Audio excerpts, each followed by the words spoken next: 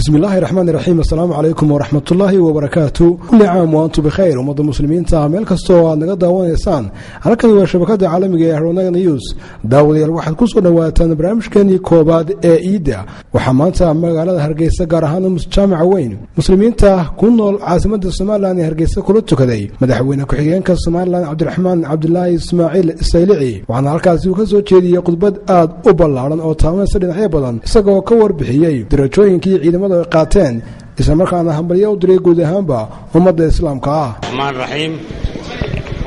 Alhamdulillah Rabbil Aalamiin. Alhamdulillah Rabbil Aalamiin. Wassalatu wassalamu ala sayyidina Muhammadin wa ala alihi wa sahbihi wa sallam. Assalamu alaykum wa rahmatullahi wa barakatuh. Salaanta kadib maanta dhamaanteen farxad weyn ayay noo tahay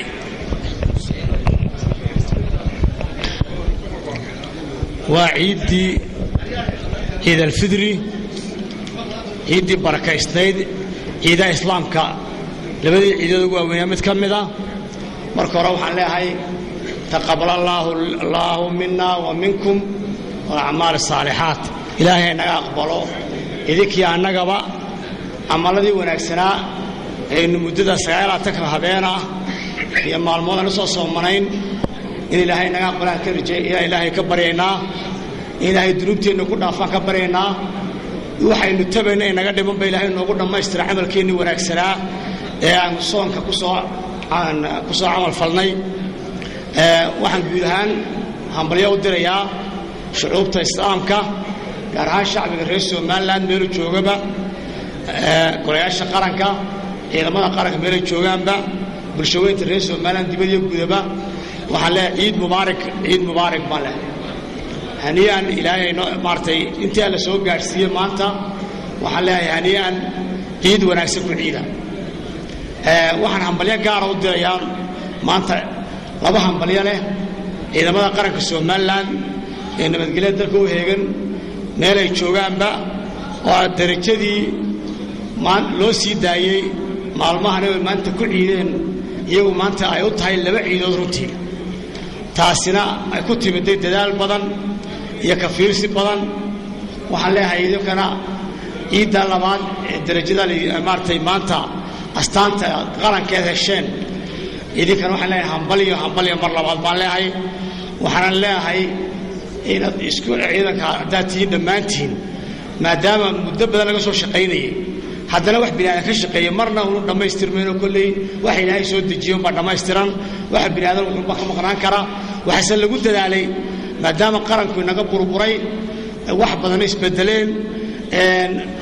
in muddada faraha badan waxa looga gabarayay dawladihii nooga horeeyay uga gabarayeen mar walba sidii la isku miisaami lahaa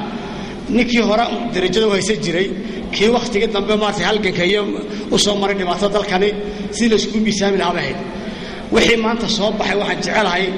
ama aan jecelnahay tan xukuumadda Soomaaliland madaxda idin hogaamiyeysay inaad ku qanacdaan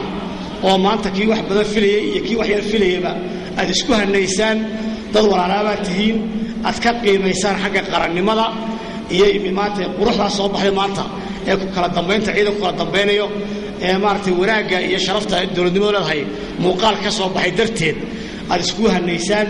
haddii walaalkaa wax badan helay oo walaalkaa wax meel dheer ka tagay maaha taana waa aad ugu dardaaraya inaynu u keenin waxa la yiraahdo khilaaf ama moran sababtoo ah wax ujeedada laga lahaa ma jirin waxa laga shaqeeyay oo kharash badan ku bixinay oo saraakiisheenii aqoonta lahayd muddo sanad ku dhow ay ka shaqeynayeen sidii bal loo cadil lahaa deeyaga wax cadila waa la dadaalay idinka waxaan leenahay hambalyo leenahay isku hambalyeeya kuna talagala inaad maanta dadaalkii iyo maartay aad u hayseen qarankan iyo daaficiisii inaad kordhisaan taas waxa wadataa darajadu gunadeediba wadataa waxyaabaha dib u dhigay wax ka mid ah qofkii oo darajo la siiyey dhaqaale wadataa dhaqaale gudadeedii baa noqday laga fikirayay taasina hadday wax idinka maqan yihiin qarankiina idinka maqan yihiin dalkiina curdinka in la ictiraaf bay ku maqan yihiin waa sanad daladii sheegayna waxay idinka bilaabaysaa bisha 9 bay idinka bilaabaysaa nin walba darajadiisu waxay gunow goyso taaban ka baxay ciidamada waxaan kaloo leeyahay ummadda reer Soomaaliya ku dardaaraya qaran baan hay qarannimo iyo qabiilna isma garab yimaadaan war quruxdeenu waxay ku qurux baan tahay qabyaaladana la soo joogsanay telefishinada iyo miidiyaha ay iska dhaafno ummad baynu nahay caalam bayna eegaya waxay nagu maartay naga rabaa in dad qarannimo raba oo qaran u muuqda in u muuqano weeyaan laakiin haddaynu qabyaalad 4 saacadood ka hadalno war waxay maanta magaalada in hor yaalaayeen sidii awal ma nihiin oo aqalka qolqolka hortiisa taa isku cayno aan cidna ogaani ma nihiin maanta waxaa soo muraayeen hor yaala wax weyn caalam kormayna daawanaya marka qarannimadeena ilaalino sida ummadda reer Soomaaliya nahay waxaan u baahanahay qabyaaladda aan ka tanaasulo qofka wax sheeganaya ama gobolka ama degaan wax ku sheegto waxa weeyaan odayba waxa laga sheegay barigaas oo professorkii barito wadanka Soomaaliya wuxuu yiri ninku uu aqal badnaa wuxuu yiri buuri haddii aragtay nin qabyaalad wax ku doonaya ama group oo socdo qabyaalad wax ku doonaya gurigooda rabaanay waxuma rabaan degaan uma rabo hadda saartay deegaanka Iblaayo degmada waxaan u rabaayeen laascaalood degmada Garaadag degmada Saylac hadda la dacay kaasi yimaadaan waxaan arkaynaa buur dad deegaankooda doonaya laakiin dad isku urursaday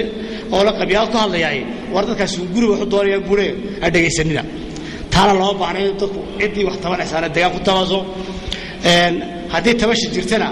hoos wax isku sheegana qurux badan hadalka kor u qaadanayo wuxuu naga dhibo qarannimadeena iyo waxaan igsanayno wax ka dhimaya ummadda reer Soomaaliya wax ku dardaaraya gacmooda jirbay Soomaaliya wax gooya matraa haddaynu aqligeena iyo muruqeena iyo maalkeena midayno wax badan oo naga dhiman waynu qaban karnaa dawladda kaliya wax ma qaban karto ummad wax meel ku wada gaari kartaa markay wada ilaaliso sharciga wada ilaaliso markay ammaanada wada ilaaliso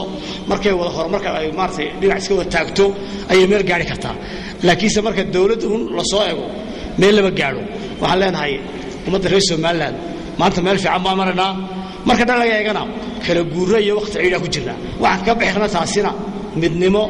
iyo walaalnimo iyo inagoo diinta Ilaahay iyo wixii Ilaahay na faray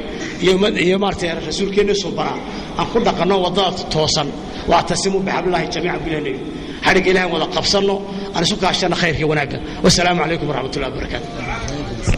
barnaamijkaasi aad kala socoteen Harunag News fiiskeeda magaalada Hargeysa waa Ibrahim Qaasim Oonile dhamaantii badawadayaal hamogaanina barnaamijyo xiiso badan oo aan soo timin doono kordhow kuwaas oo ku eegi doono qaabka looga ciiday magaalada Hargeysa iyo barnaamijkan salaamaha oo toddobaadkan maalinta Ciidda aad daawan doontaan isagoo muuqaala